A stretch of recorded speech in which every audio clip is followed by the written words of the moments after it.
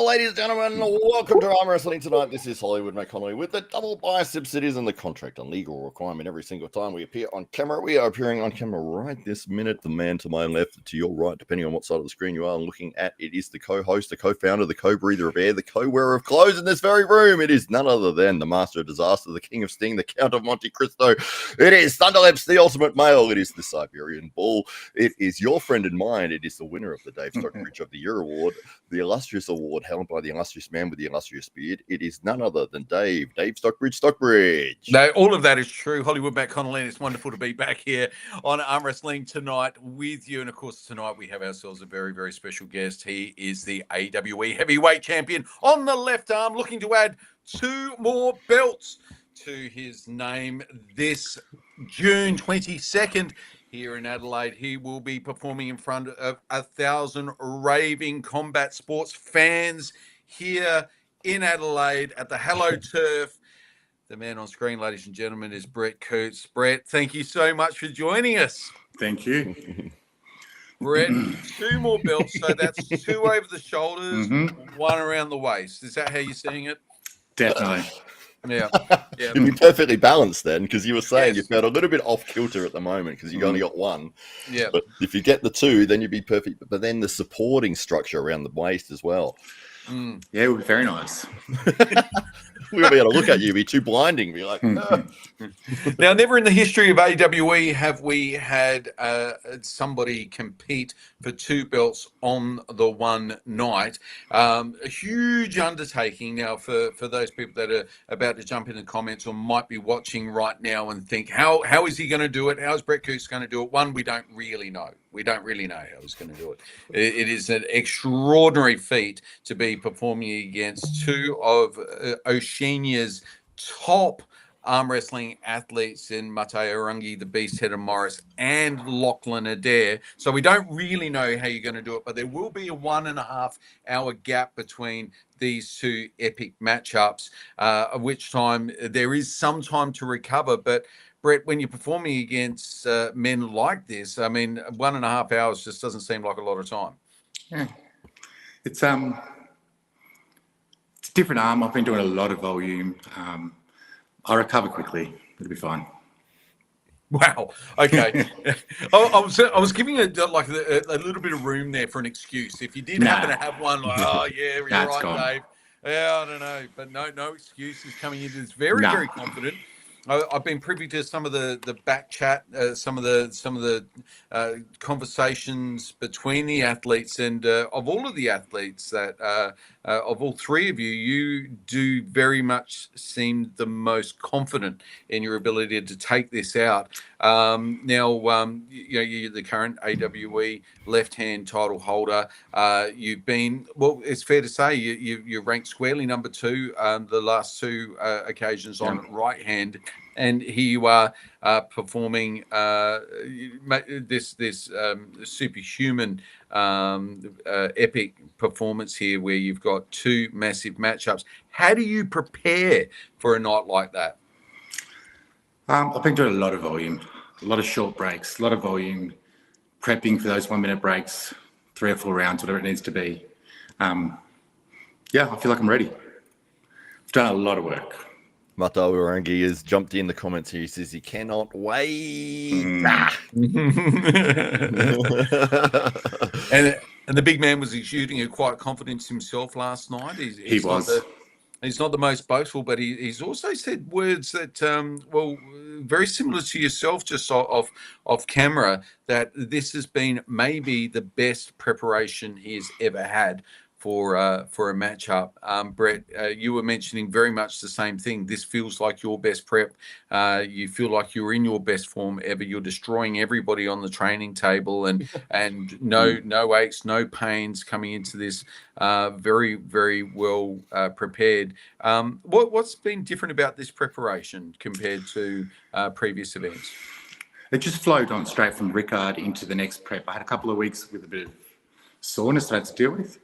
But straight from that back, straight into full training, and it just hasn't stopped. So, and after Rickard, I did change things up a little bit. I learnt, the young man taught me a few things. I need a few more angles. I need more hand control. So I've just been crushing that. But you weren't happy with your matchup with Beckett. No, he clearly had me covered in a few areas, so I had to work way harder than I should have.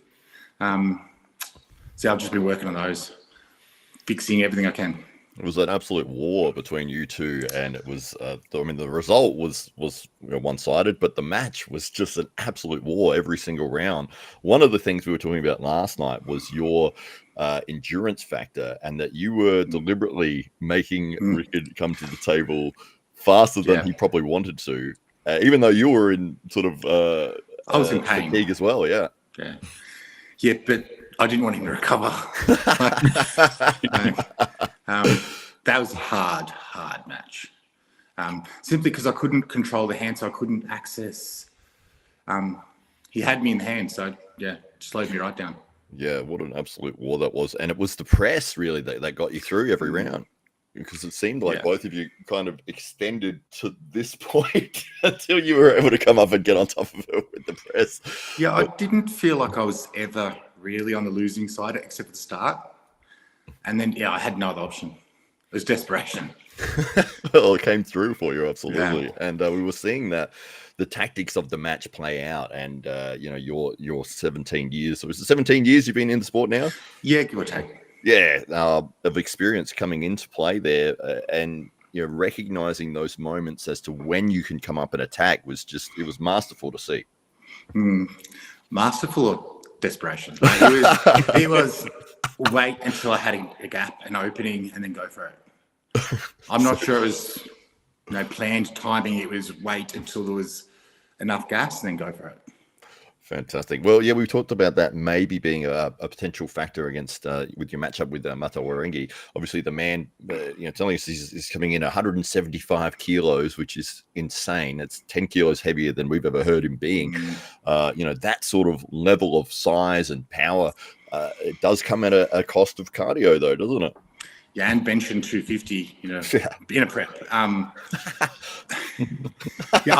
hope it doesn't come down to endurance. But if he's winning, we're going to go there. Right, yeah. So it is part of my game plan. It's not the first part, but that's plan 2. Yeah, and this is after you're going up against Lachlan Adair for the left-handed belt. I mean, this what a night it's going to be for you. You're either going to be going into it thinking I've just won a belt, or I've just had a crazy match with Lachlan, and now you've got to get your headspace right for your next matchup. Yeah, I don't know. The Lachlan match could go either way. We just don't know where he's at. So,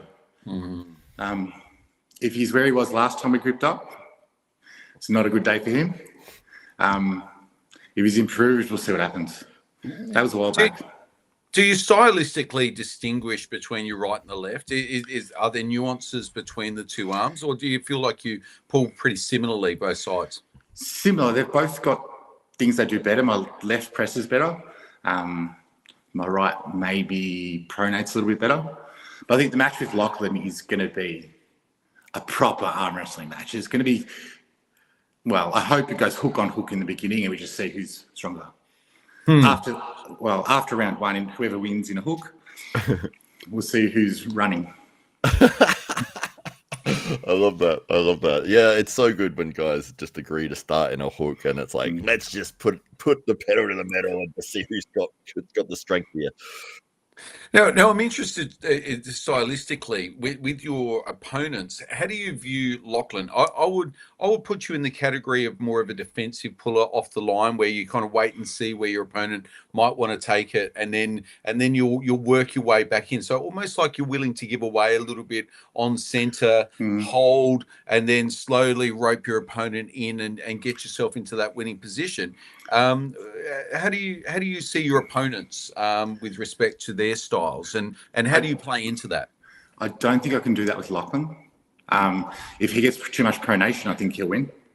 So I'm not a big hitter off the start, but I've got to block that. So winning the pronation off the start with whoever wins the pronation out of Lachlan and I'd say we'll win. And how do you prepare for that? Knowing that you would typically kind of wait and see, and then and look to work your way into a hook, which invariably ends up in a press. Here, is it a matter of, are you training more specifically on getting a stronger start? Are you training some of those fast twitch muscle fibers? What does your training look like when you're preparing for somebody of Lachlan's style? The training's very similar. It's just the approach to the start. So how I block, whether I hit. But it's been training a lot of pronation and a couple of things that you might see on the night. Ooh. Ooh, a little surprise for everybody there. Yeah, Ricard's opened a couple of new doors for me, I think. Okay. And when you say that, like, what are those doors? Are you willing to divulge a little bit here on the podcast tonight? A little bit. Well, he's so strong going sideways. I've been working a lot on similar movements and found access to new angles and new power. So I'm not 100% game to use them off the line, but they will come into it. This is what we were talking about last night. We did a show. It was just Dave and I, and we were talking about this matchup. And I did like to highlight that the way that you approach your matches, you really seem like you've studied the opponents. You've come up with a very good game plan and strategy going in, and you've trained those techniques that you feel will be optimal to take down this particular opponent, which is, it's very. I don't say it's rare, but it is one of those qualities that can really separate a champion from a not, somebody who just goes, oh, I don't care what they're going to do. I'm just going to do my thing. And it's like, do you even know what I don't know what they do. I'm just doing my thing. Whereas you could say, look, I know he's susceptible to this, and that's what I'm going to be working on, and I'm going to win the match. He's going to be asking questions afterwards. That's what I like about super matches. You can prepare if you go into a tournament, you just need to be well-rounded and fast. In a super match, you can prep properly for what you know will win. And you're 47 or 48 years of age now? 47, turned 48 this year. 48 this year. Yeah. Did you? So and from our previous discussions, you feel like you're in peak form. This is the best version of Brett Coutts the world has ever seen. This is the strongest I've been. I just need to do a lot more physio, a lot more stretching, a lot more not pec tearing. Hopefully we've seen the last of that. I had physio today, got smashed, scraped, and now at the physio, some work on the pecs, getting them all ready. Fantastic. So I guess all things being considered, was there a point, maybe say 5 or 10 years ago, where you thought, okay, I'm peaking out now. I can't see myself getting any stronger, but you've just broken through that. And do you still feel like your best days are ahead of you? 100%. Right. No, people talk about overtraining and training too much. It's bullshit. It's the more I train, sometimes I get a little bit fatigued, but I train every day now. Wow. Right. Every day. And you're not always the strongest on the weekend because you've trained too hard during the week. But as soon as you take a rest, it just piles up. And so is this training on the table, training in the gym, or both? No? Table I'd be lucky to do once a week. Okay. Now I'm not doing any more at the moment. It's just all on the table, but cables, weights, go away. Like, let's ring Brett while he's on the show. Good timing. Now I've got a cable cage at home, the table in front of it, and just I find doing the movements on the table with the cables, like if I do them just at the gym, it doesn't cross over perfectly, but doing it on the table here with the cable cage, yeah, it works really well. And so in terms of table time, you minimize that? Yeah. So that's an arm wrestling emergency going on right there on Brett's phone right now. It's probably Andy Voskowski going, ha. No, I said I'm doing a podcast from 8, so he's missing now. Yeah, it's all right. So we had a couple of questions from the chat, just quickly, if I can sneak them in, Dave, if that's all right. Mike Ford has asked, he says, Brett, any chance you'll be back in Malaysia? I would love to pull. If not, I would love to head down to Australia. Best of luck, though, with your 2 matches. Monster! It definitely, I was meant to be in Sabah last New Year's, but just things happened with work. I couldn't get there, but definitely heading back to Sabah soon. Oh, fantastic. And That's where it all began. Yeah, that's right. Yes. Yeah. Was it it was a $10,000 or something? No, I was at their Harvest Festival, and I jumped in and beat the guy who won it. And then the next year I went back for 20 grand for the national champion. But I could have lost 20 grand at the same time. Oh, right. Oh, it was your money you had to put on. Yeah. Oh, okay. Yeah. There you go. Nutty Salt has also asked a question. He says, Brett, is there still talks with you and Fatali having a match later this year? I haven't heard anything about it recently. There you go. So there's a lot on the table with this, then over the top. I don't know. People are changing. It's a big year. Rickard Bornman has jumped in. He says, hey, gents, best of luck. Uncle Brett, much respect. Thanks, man. Awesome. Levan Saganashvili's liver says, Brett will beat Mate with a press. You heard it here. Bold prediction. Maybe. Not round one. Oh, well, he's a big man. That's a hard ass to get through that frame. Yeah. And so now we're back onto the big man. Now we've spoken about Lachlan and what you might do there in order to overcome perhaps his stronger start and what you'd be looking to mitigate that in order to keep your hand. When it comes to Mateo Rangi, where do you see that match going? It does seem you're both quite defensive as pullers. You both tend to pull back, wait on right, see what the next move of your opponent is. Mateo Rangi seems to be very comfortable just applying that back pressure, using his immense mass and just using that to his advantage. When he's able to lock in and hold that, it's very, very difficult to move. You have a very similar style there as well, where you'll try to more work your way into a hook, whereas he'll try to peel back a little bit more. Where do you see your opportunities when pulling Mateo Rangi? I see round one going to exactly the same as it did with Todd Hutchins, that open top roll kind of position, and battling from there. It's going to be interesting. We'll see who wins round one if we both get to that position. I'm pretty confident that if it goes there, I'm pretty confident I'll win. It does seem to be stylistically there's some similarities between yourself and Todd in that you both tend to pull very horizontal to the table. You tend to keep a very low trajectory rather than coming up high.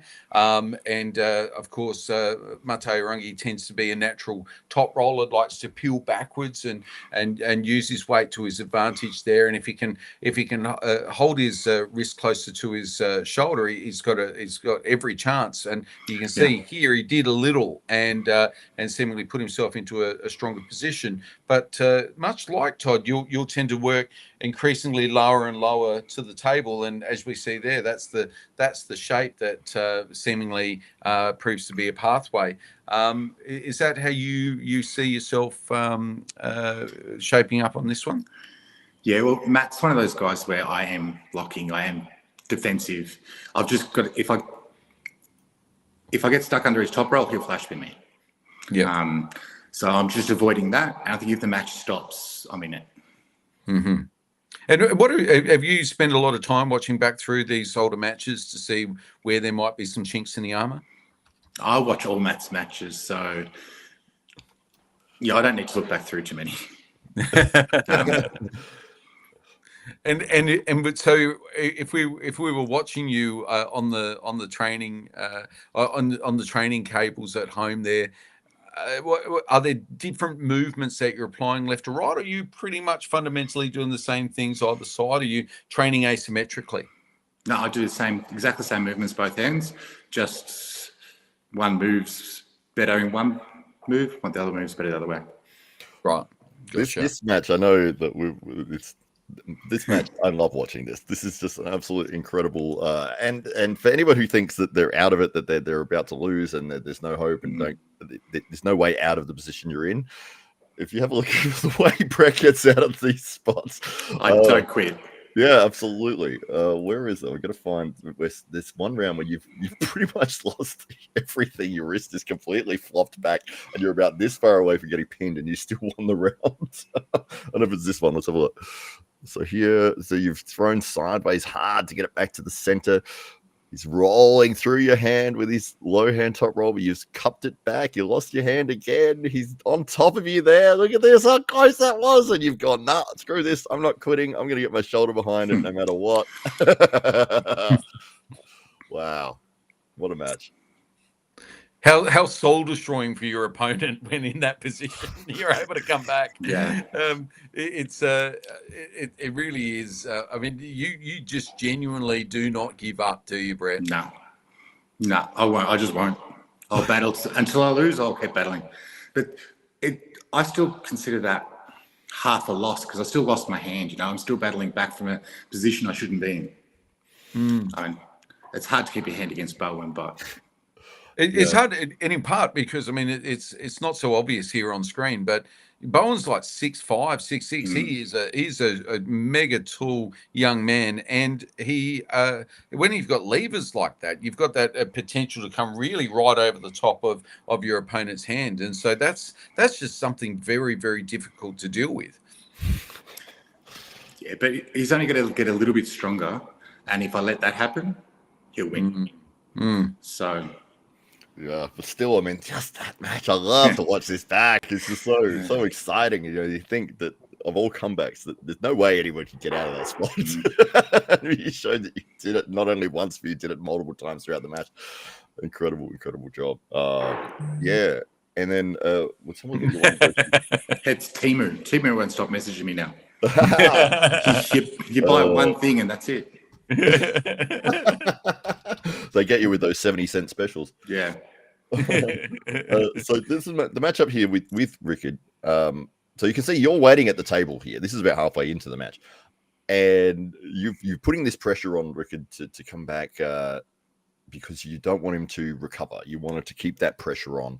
This may be a tactic you might be looking at employing, but it is a veteran move. And for people that are watching that are into arm wrestling and have an upcoming super match, this is one of the things that you can do that's not on the table, but it can also affect the result of the match.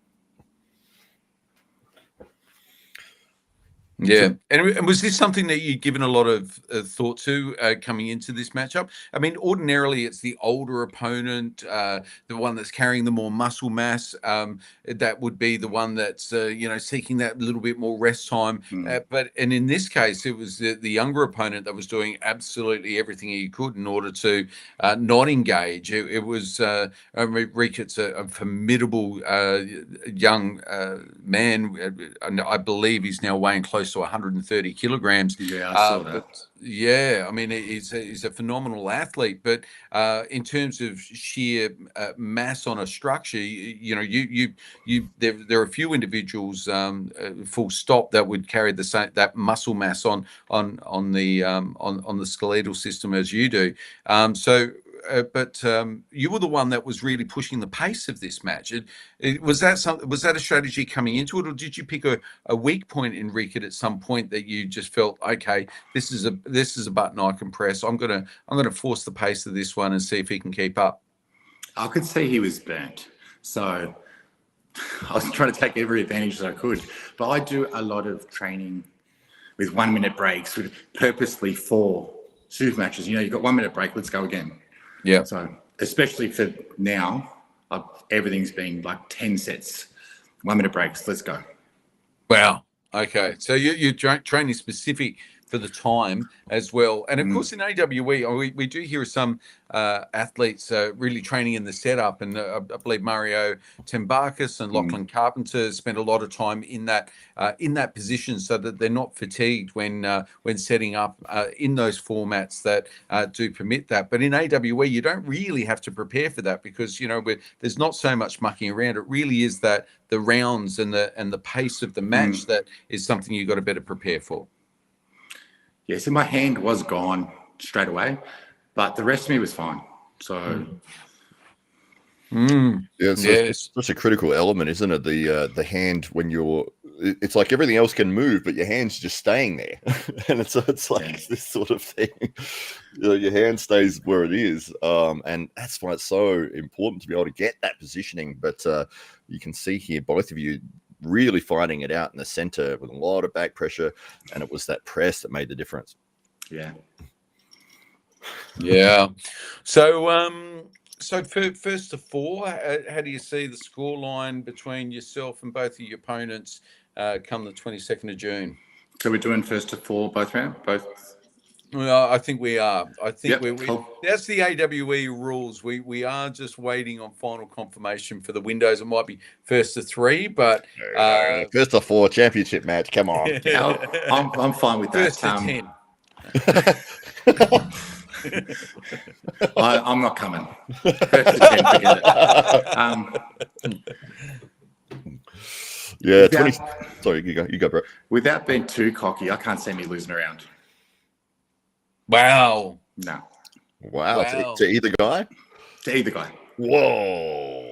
I could lose around to Matt early on if I make a mistake. But once I get the strap, I can't see me losing around. Wow. There you go. There you go. Anybody looking to put money on it now knows exactly what to do, ladies and gentlemen. So maybe we'll just return to the comments before we say goodnight. Absolutely. Let me just move this off the screen here so we get back to us. And yeah, we had Mike with his comment earlier, and then Mato Warengi has jumped in. Obviously, he says he can't wait, which we can't wait either. It's not far away. It's 11 days from now. Here in Adelaide, and June 22nd as part of Diamondback Fighting Championship. We had a couple of people jump in from Facebook. We had Shashi, and I'm not going to try that one, but he says hello as well. Mort Kalim. Yes, we had Nutty Salt with his question. Rickard has jumped in as well. Levan Saganashvili's liver, and James Lordanidis. Yeah. He says that Brett Coutts is a legend. He's the new guy training with us. Oh, fantastic. Yeah. There you go. Well, one of the things that people wouldn't be aware of is when you were here for our most recent event and you won the match against Rickard, we had a tournament straight after that, and it was a Titans tournament. One of the guys that was competing in the tournament was 18 years old, Danny. He's a beast.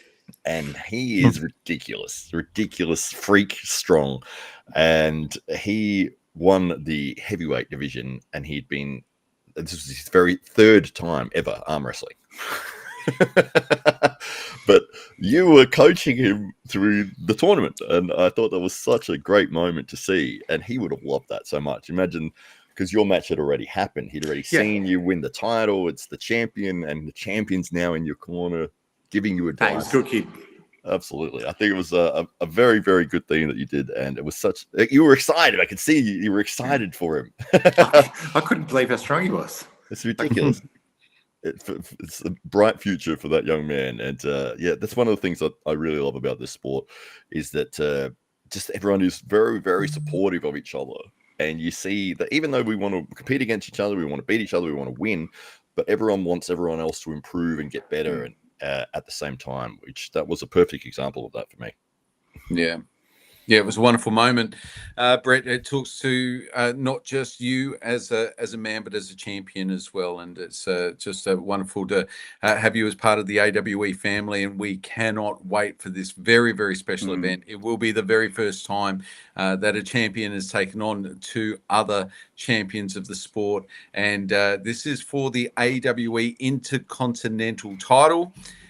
This is a title previously held by Mate Arangi previously when he I believe he initially secured that belt against Ryan Bowen, then lost the belt to Todd Hutchings, and now seeks to reclaim that belt once again. And of course, the lineal Oceanic champion on left arm. You're of course the AWE heavyweight left-hand champion, and Lachlan Adair holding that lineal belt high at the moment, and it's not been on the line for a long time. So this is one of those titles that comes up once in a blue moon, and Lachlan Adair has said the time is right. We're going to see whether or not I am the true champion, or whether Brett is going to be hoisting that belt high come the 22nd of June. So very, very exciting. You could be a triple champ in just a matter of 11 days' time. I will be.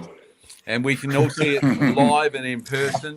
All you need to do is go to diamondbackfc.com. You can buy tickets if you want to be there in person simply by heading over to diamondbackfc.com. If you want to buy the pay-per-view, you can watch the pay-per-view, which will feature both the matches that we are talking about. You can watch it live. It's $49.95 Australian dollars. You will also get about 5 hours of combat sports action, which will involve K1, Muay Thai in the cage, of course, MMA, combat BJJ, and arm wrestling. That is where it'll be. It is at the Adelaide Oval. It is the 22nd of June. But for arm wrestling fans that just want to see the AWE action, then we will have something very, very special for you. We will be premiering these two matches on the Wednesday after the event, and we will have that all posted on our YouTube channel. So if you want to watch this match as though, or both of these matches as though they were live, then you can do so Wednesday after the event, along with some of the behind the scenes footage so that you can feel like you were there yourself. So Hollywood Matt Connelly, any final thoughts before we head away? I think you've covered it all there. It's going to be absolutely stellar. We've got two enormous matches between three of the biggest men in this region, and we may see somebody walking away with 3 AWE championship belts. Very, very good. Well, thank you to everybody in the comments. Thank you to everybody who watches. Thank you to all of the supporters of arm wrestling and AWE. But most importantly, thank you very much to our guest, the AWE left-hand champion, Brett Coutts. Thanks, very boys. much. And Thanks, we wish mate. you all the very best with your final days of preparation and the lead up to the 22nd of June. We can't wait to see it. Thanks. I'll see you soon. Thanks, mate. Thanks. All right.